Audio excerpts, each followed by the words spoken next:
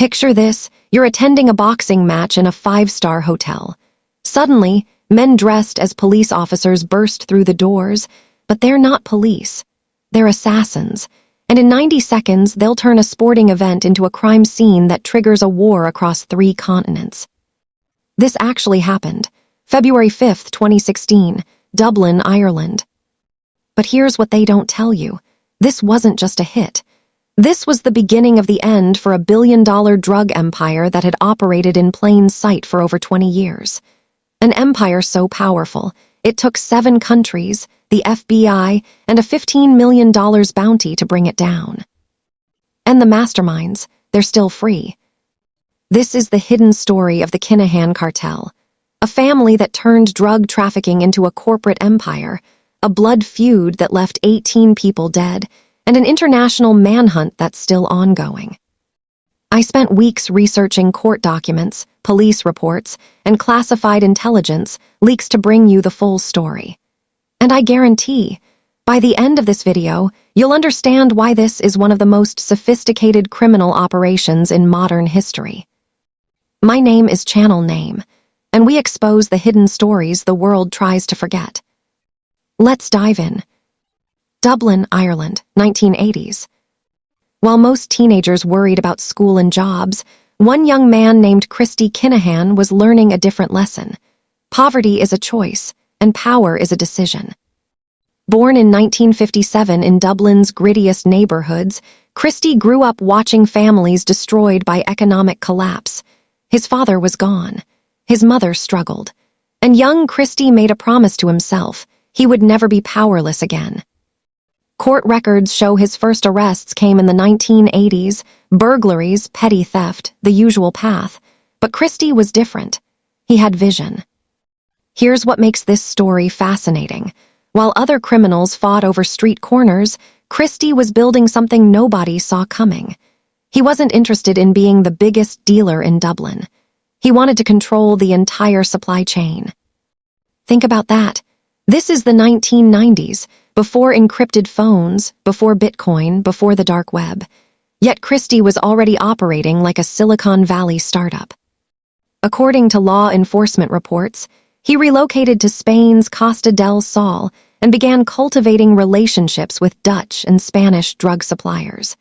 He positioned himself as the bridge between European cocaine cartels and the Irish market. But here's the genius move.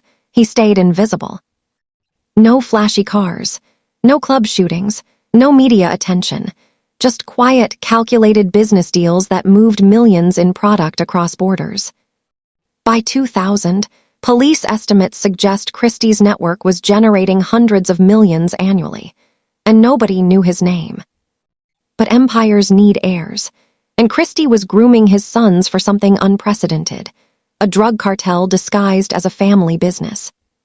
The question is, would his sons have his discipline, or would ambition destroy everything he built? Daniel Kinahan was born into wealth that didn't exist on paper. His father was one of Europe's biggest drug traffickers, yet Daniel attended private schools, spoke multiple languages, and could have been anything. A lawyer, a businessman, a legitimate success story. Instead, he chose to become something far more dangerous, a criminal mastermind with an MBA mindset. Here's where this gets interesting. According to U.S. Treasury reports from 2022, Daniel didn't just join the family business, he revolutionized it. He brought corporate structure to chaos, compartmentalized operations, encrypted communications, layers of legal businesses hiding illegal cash flows. Think about the sophistication here. While traditional gangs were fighting turf wars, Daniel was implementing business strategies taught at Harvard. But Daniel had another obsession: legitimacy. By 2015, according to media investigations, he'd become a major figure in professional boxing. He advised world champions like Tyson Fury. He attended glitzy sporting events in designer suits. He had a Wikipedia page, for God's sake. This is what makes the Kinahan story so compelling. They weren't just drug dealers. They were playing a long game that involved infiltrating legitimate society while simultaneously running one of Europe's largest cocaine operations. US authorities would later estimate the organization moved over €1 billion in drugs annually. $1 billion. And Daniel was doing this while posing for photos with boxing legends and living openly in luxury. His brother Christopher handled the darker side, enforcement, according to police reports. While Daniel played businessman, Christopher allegedly ensured debts were paid and problems disappeared. Together, they transformed their father's empire into something unprecedented. But here's the thing about building an empire on violence and drugs. Eventually, someone pushes back. And in Dublin, that someone was a legend. Every great crime story needs a rival, and Gerry, the monk Hutch, was the perfect foil. Nicknamed for his quiet, almost spiritual lifestyle, Gerry Hutch was old-school Dublin through and through. According to court records, he'd made his name in the 1980s with daring armed robberies, including a legendary 1987 heist that netted £1.7 million. But here's what made Gerry different. He had principles. He didn't deal drugs. He lived modestly despite his wealth.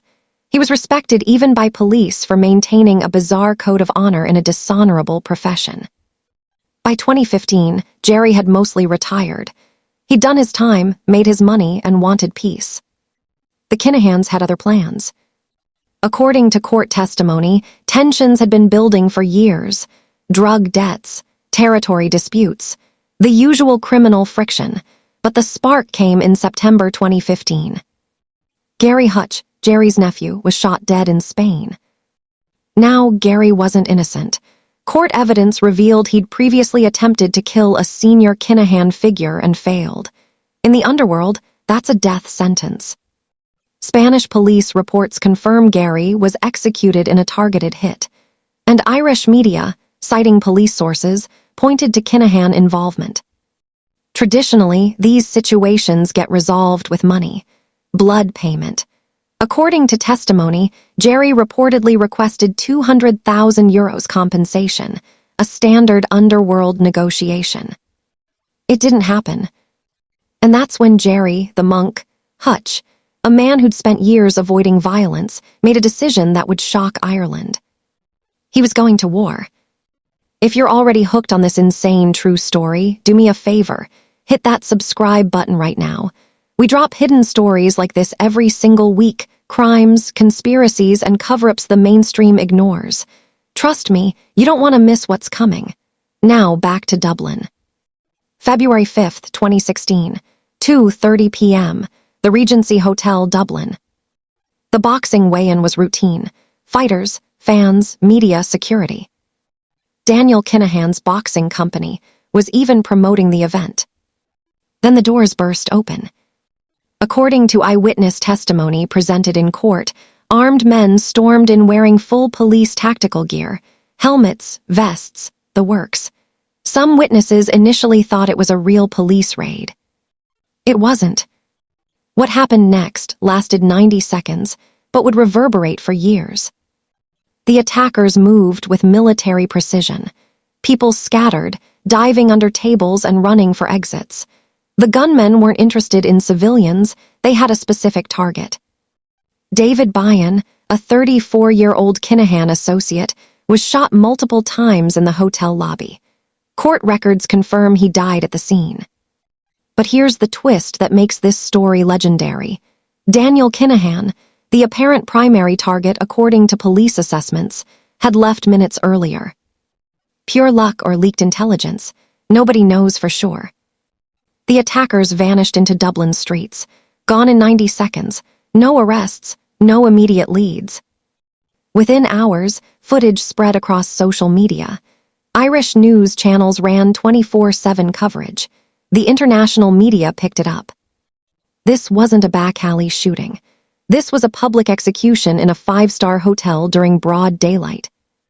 The message was clear. The Hutch organization had just declared war on Ireland's most powerful crime family. And the Kinahans, they don't forgive. What followed was a bloodbath that would leave Dublin traumatized and force the Irish government to launch the largest organized crime investigation in the nation's history. The question everyone asked was simple: how many more would die before this ended? The answer: more than anyone imagined. The retaliation was swift and merciless. 3 days after the Regency Hotel attack, Eddie Hutch, Gerry's brother, was shot dead in his home. Eddie wasn't a gangster. According to media reports, he was a taxi driver. But in this war, family was fair game. According to Garda statistics compiled over the following years, the bodies kept piling up. Noel Duggan in March, more associates through spring and summer. By 2018, Irish authorities confirmed at least 18 deaths were connected to the Kinahan-Hutch feud. Let me put this in perspective. This wasn't gang warfare in some failed state. This was Ireland, a modern, wealthy European nation. And for nearly 3 years, parts of Dublin felt like a war zone. Court evidence from later trials revealed the calculated nature of these operations. Encrypted phone messages discussing surveillance, coordination across international borders, hitmen imported from Europe to carry out executions. This wasn't crime, this was military strategy.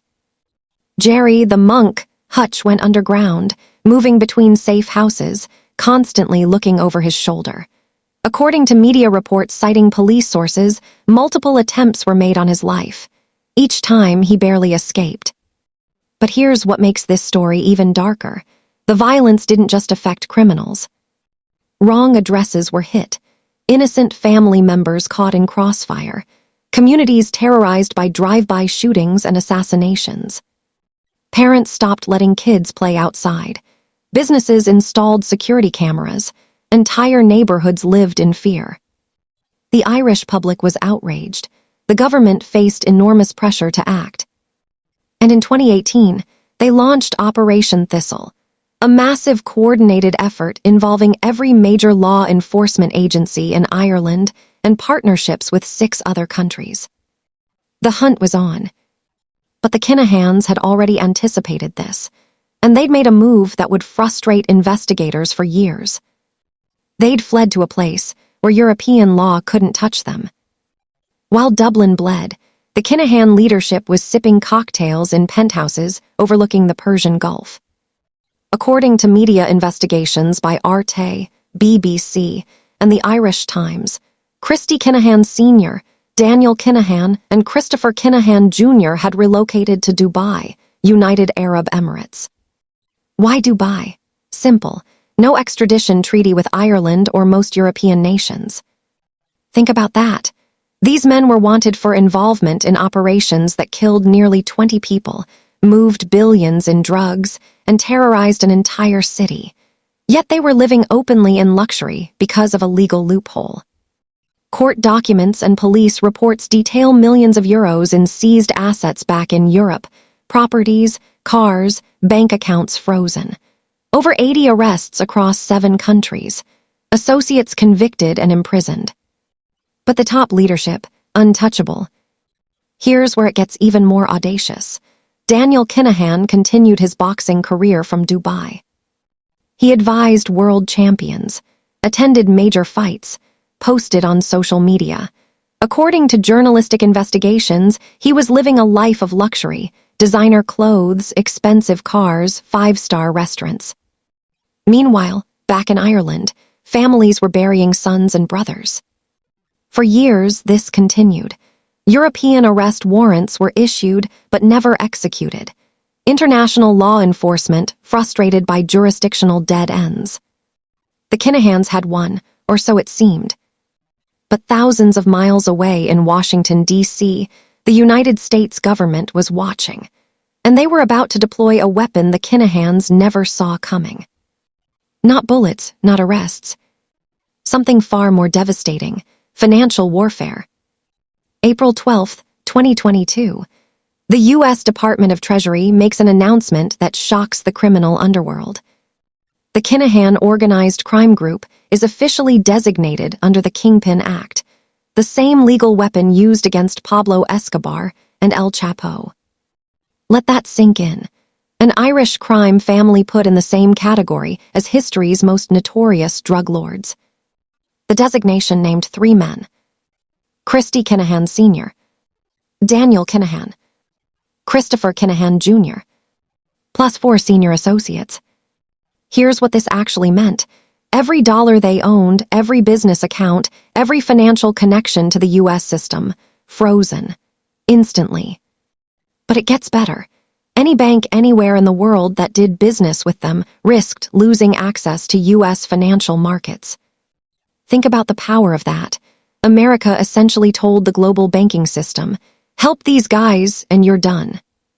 The U.S. Treasury alleged the organization smuggled deadly narcotics, engaged in international money laundering, and used violence to maintain operations across Ireland, UK, Spain, Netherlands, and Dubai.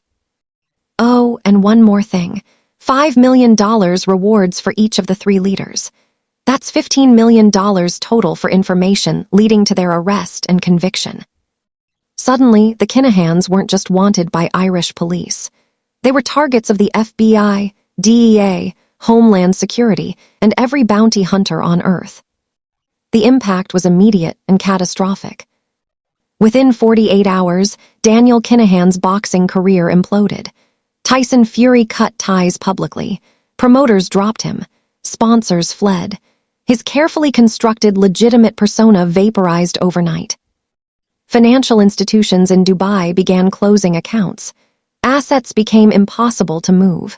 Travel restricted. For the first time in decades, the Kinahans were truly cornered. But would it be enough to bring them to justice? That question is still unanswered.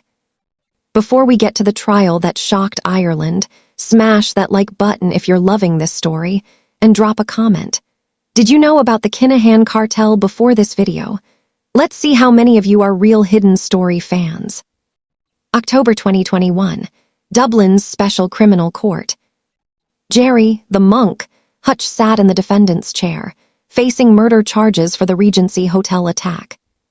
After being arrested in Spain and extradited to Ireland, the 60-year-old legend was finally facing justice for allegedly orchestrating the assassination that started the war. The trial became one of Ireland's most watched criminal proceedings.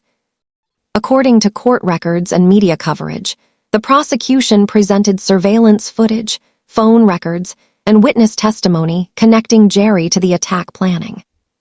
The defense argued the evidence was circumstantial. Witnesses were unreliable criminals themselves. Police were desperate for convictions and had built a case on speculation. Security at the courthouse was unprecedented. Armed guards, bulletproof glass, restricted access. Everyone knew. Convicting Gerry wouldn't end the violence, but it would send a message.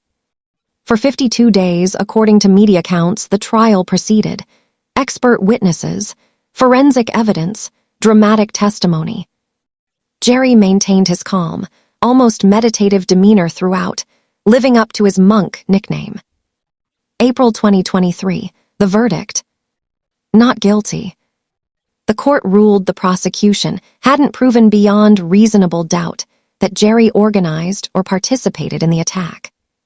He walked free, but into a Dublin still haunted by the war he'd allegedly waged. Meanwhile, the broader investigation continued bearing fruit. Thomas Kavanagh, a senior Kinahan figure according to court evidence, received 21 years in UK prison for massive drug operations and conspiracy to murder. Johnny Morrissey got 23 years in Spain for trafficking. Dozens more convicted across Europe. The empire was crumbling, but the architects remained free in Dubai, protected by legal technicalities and international politics. Which brings us to the question everyone's asking, will the Kinahans ever face justice? Dubai had been a paradise for criminals, Russian oligarchs, African warlords, European gangsters.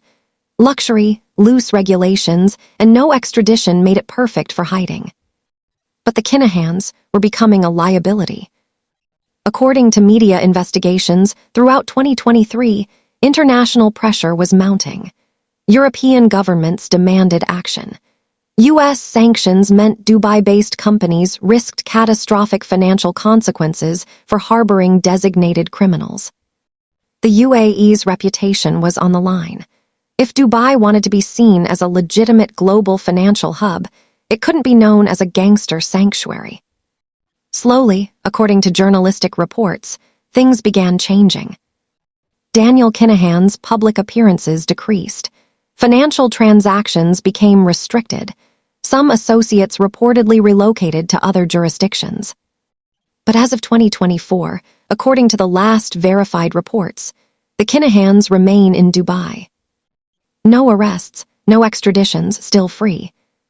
They're living in what investigators call a golden cage, luxury prison where they have wealth and comfort but are essentially trapped, unable to travel freely, unable to operate openly.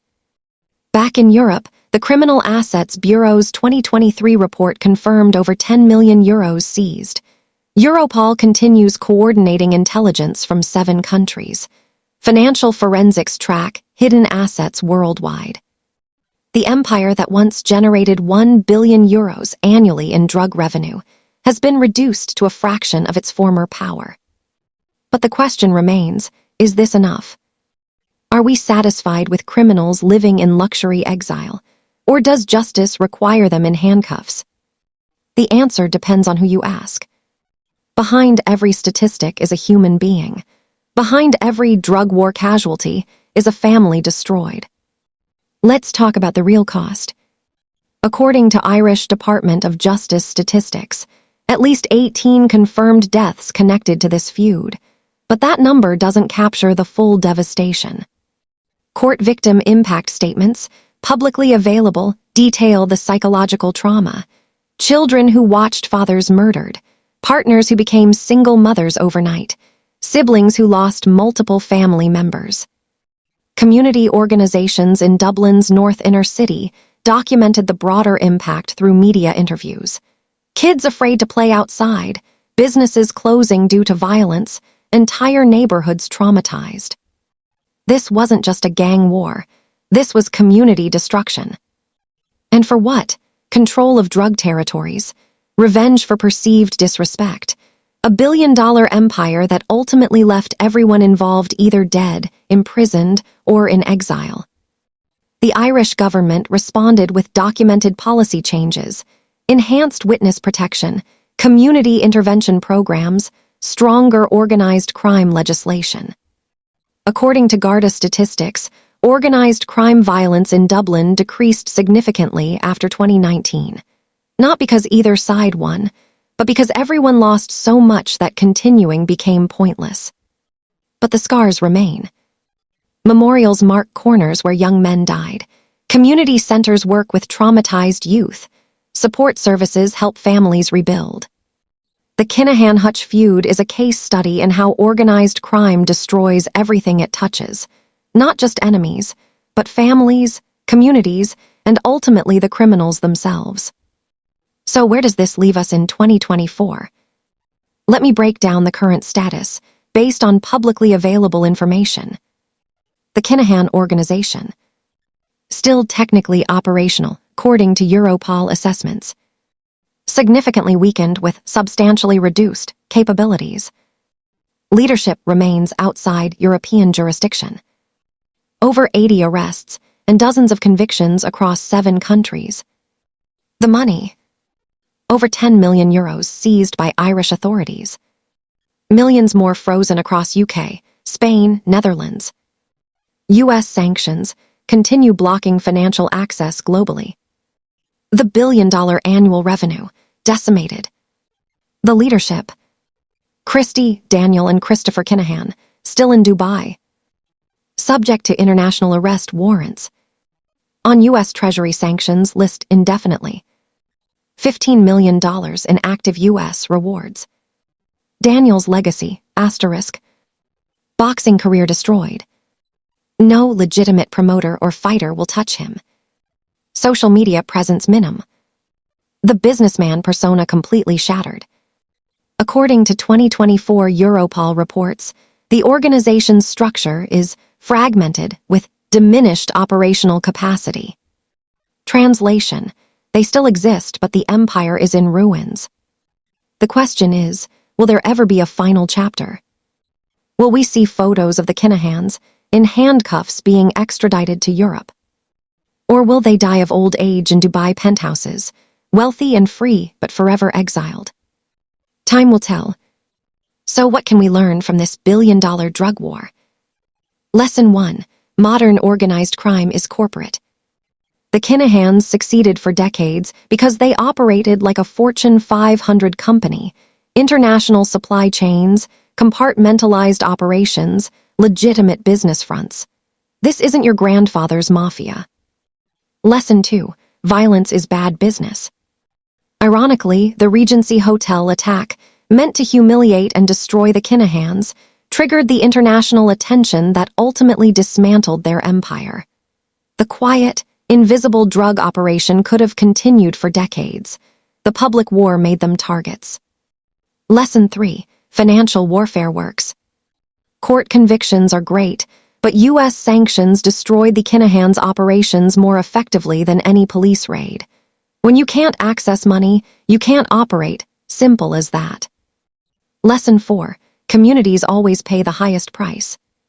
While crime bosses lived in luxury and fought for power, ordinary people in Dublin neighborhoods buried their children and lived in fear. That's the real story. Today, according to the latest media reports, Dublin is healing. Violence is down. Communities are rebuilding. Youth programs steer kids away from the criminal path. The memorials remain, silent reminders of the cost of power and revenge. Gerry the monk, Hutch, now in his 60s, reportedly lives quietly in Ireland. Still a legend, but one marked by tragedy. The Kinahans remain in their golden cage, their billion-dollar empire reduced to ashes, their names forever synonymous with one of Europe's bloodiest drug wars. And somewhere, investigators are still working, still tracking, still building cases. Because the $15 million in U.S. rewards remains active, the international warrants remain valid. The hunt continues. This is the hidden story they don't want you to know. The full, unfiltered truth about Ireland's billion-dollar drug war. Now here's what I need from you. First, if this story blew your mind, smash that subscribe button. We expose hidden stories like this every single week. Organized crime, government conspiracies, historical cover-ups. Content you won't find anywhere else. Second, drop a comment right now and tell me what shocked you most about this story. The Regency Hotel attack, the U.S. sanctions, the fact they're still free. Let's discuss in the comments. Third, hit that like button and share this video. Stories like this deserve to be heard. The mainstream media gives you sound bites. We give you the full picture. And finally, check out our other hidden stories. If you loved this, you'll love our video on Mention Another Video, or our deep dive into Mention Another Video. The truth is waiting. I'll see you in the next one.